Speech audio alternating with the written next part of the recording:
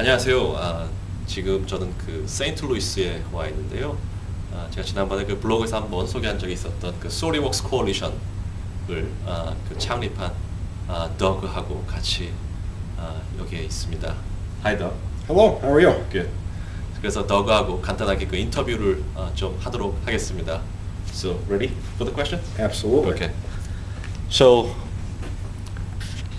thank you for being with us today. And could you tell me just briefly what the SorryWorks Coalition is?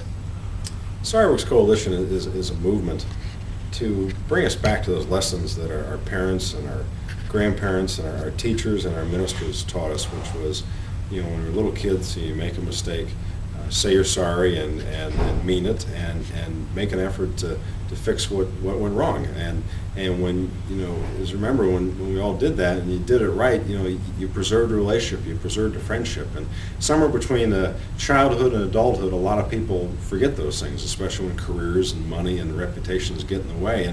And when that happens, you know, people, you know, when something goes wrong and folks don't acknowledge it, you know, folks can go off to war with each other. They can even file lawsuits against each other and do all sorts of bad things. And what we're trying to do is by getting people back to those early lessons of our childhood, solve a lot of problems in the process, including prevent a lot of unnecessary fights and lawsuits and other bad things.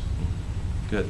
I think most people will agree on that, maybe at the philosophical level, but there could be some skepticism about that argument, especially in terms of the practical context. How do you respond to that?